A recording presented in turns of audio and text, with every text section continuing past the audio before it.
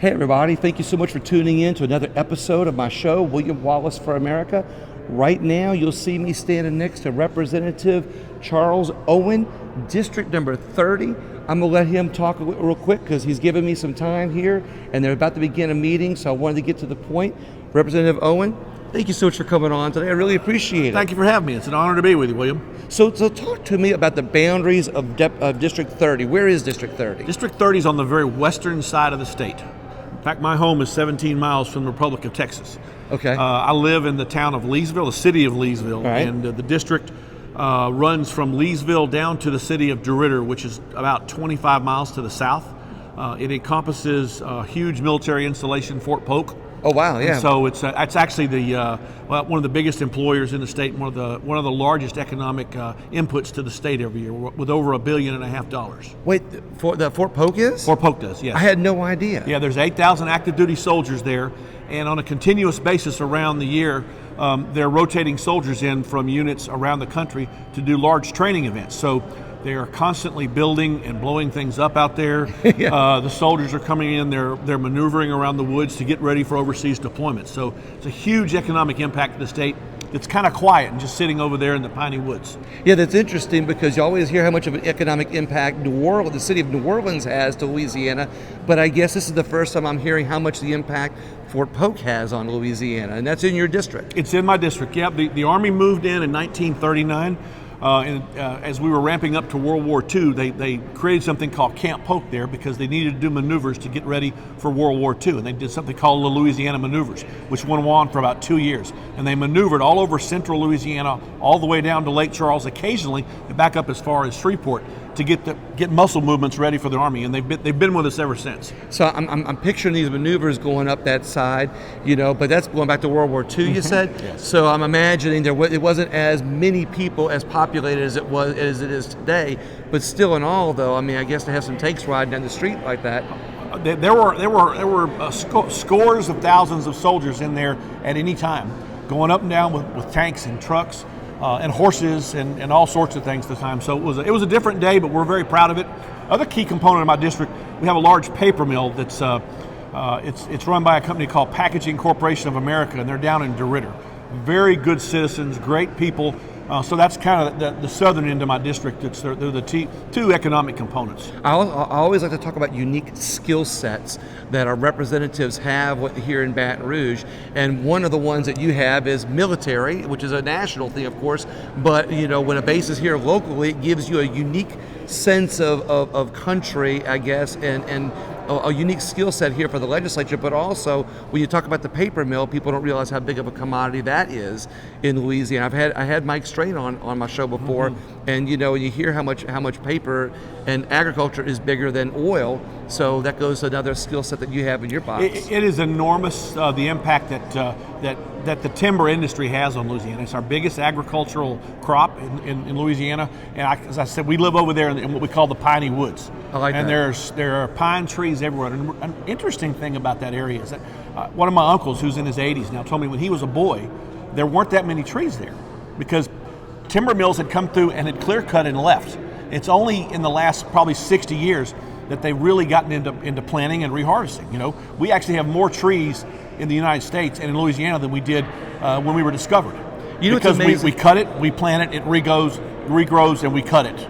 So you make an excellent point, and when people bring stuff like this up, I like to make sure people don't realize how much the oil and gas industry does for renewable energy. Right. People don't realize how much the hunters do for wildlife. They actually are more conservationists than they are people who just kill animals. Absolutely. And now you're making a great point for the timber industry, how good of a job they do for our forestry and our agriculture here in Louisiana, that they're not just cutting down trees, they're actually replanting more. Correct. Because they understand the sustainability of our.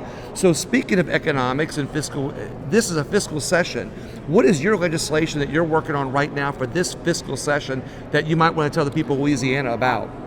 I didn't actually author any legislation that was just fiscal. Okay. I've authored some that's license related. Right. I've offered some that were kind of, I would say, civil law related, but I didn't do any on the fiscal side because I was kind of flying the wings of my more senior colleagues. That's the point I like to make too. Sometimes you don't bring it forth.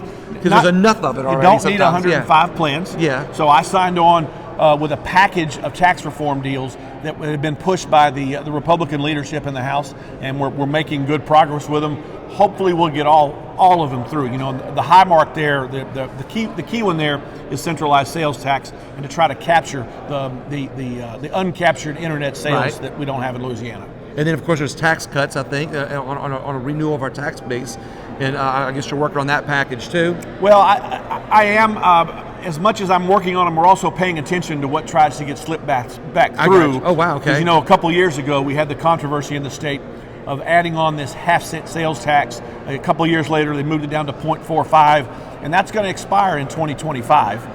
And we're trying to make sure that it does not continue. Because I hear they're trying to sneak it back on. Yeah, well, that's the words that I've heard as well. Okay. I would never accuse someone of that. I understand. But it is coming back in. It's coming back in Okay. as a component of legislation.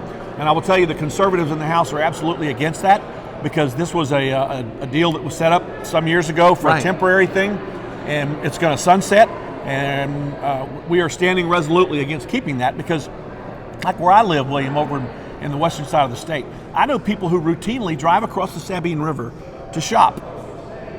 Okay, They leave. They go across because the sales tax is so high. Right. So this is a chance to cut about a half a cent off the sales tax, and we're going to do it. And keep some business over here. Correct. I like it when I hear legislators that have, like yourself, that have taken a different approach. You know, I interviewed one that says that they actually try to repeal a legislation every year where they come in, whereas you're trying not to introduce new legislation as much as you're trying to work with others on good legislation and focus on their legislation instead of creating your own. And I think that's a fantastic approach. I want to compliment you for that. Well, thank you for saying that. I'll tell you what I said on the floor of the House last year. When I was a kid, when I was in high school, I was a football player. I was a tight end, which means I wasn't the star. I wasn't particularly good at anything, but I know how to be a teammate. Right. I know how to be a team player, so I gravitate to people with a common ideology, and we work together, and I see what they're with, and I get on board with them, or I oppose them and go find somebody else. So that's just kind of what my makeup is. I think this is an excellent approach. Is there any other legislation that you're working with to help get through that you think is important for that people should know about this session? My licensure bill is coming up in the Senate tomorrow, trying to alleviate the strain on not having enough medical personnel in the state. So what we're trying to do is if a medical person comes to Louisiana and when their license is accepted, we're going to see to it that the licenses that their spouses bring, whether they're an electrician or a hairstylist or whatever, we're going to give automatic licensure recognition. If you're a doctor or a nurse or a physical therapist, and you come to Louisiana, we want to put your spouse right to work as well. You know, I love economic this idea. incentive. We did it last year with the military. I did it for the spouses of soldiers and airmen and sailors, that if they come here, they get orders and they put foot in Louisiana, we're accepting the licenses of their family members. I love this idea because, you know, licensing is a big problem in Louisiana. It is. But we're always talking about bringing new business and new industry into Louisiana, and this that you're doing is an excellent way to get more people to come into our state to do business. Well, not to make it hostile. The problem is Louisiana's hostile. Right. We're a state full of carve-outs. Right. Every industry has its own carve-out, and don't come near it. You know, I actually look at it kind of as a planned economy. That's what Louisiana has become over time. We're like an Eastern European planned economy, because you don't do anything unless the state gives you permission. How about some free enterprise on occasion? You know, Turn free enterprise loose. That's what I believe. Representative, you're making some excellent points that nobody else at any of my interviews has ever made. And I'm glad that I'm getting you on for this interview, because you're bringing up some things like you just said, you know, about how our state might be unique in some ways, but it's working back 100 years ago in other ways. We have all these carve-outs for all these industries.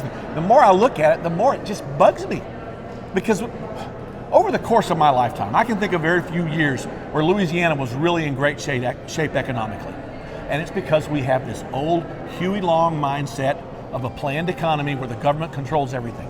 You know, Ronald Reagan talked a lot about how great our country would be if we just unleash the people to do what they want to do. You know, to be innovators, to be entrepreneurs. We can be great in Louisiana. We just got to get the government out of the way. And if we did that, we wouldn't be getting these $2 trillion spending bills, because the people, I think, are better at managing their money than government is. There's no question. There's absolutely no question. Not that I like the idea that you're stressed out and mad about all these carve-outs like you just said, but I'm actually kind of glad of it because I see how fired up you are to do something about it for the people of Louisiana, and I really appreciate that. Well, thank you. There's a lot that needs to be done, and that's one of them. It is a backdrop of a lot of things that we need to do. Well, down the road, I'm going to come out to your district, and we're going to get a longer conversation in when you've got more time. I'd love you to really see Leesville and DeRitter and the beautiful piney woods. And I'll take you on a tour in Fort Polk and show you our good neighbors in the Army. I would absolutely love that. Representative Owens, I know you got a meeting. Thank you very much for your time. I really appreciate it. Everybody else, as I always like to tell you, please share the video, let some people know about it, but let them know about Charles Owen, who is doing a great job for everybody. And like I said, watch Facebook pages, and this is the best way to get involved. Thank you so much, and y'all have a great day.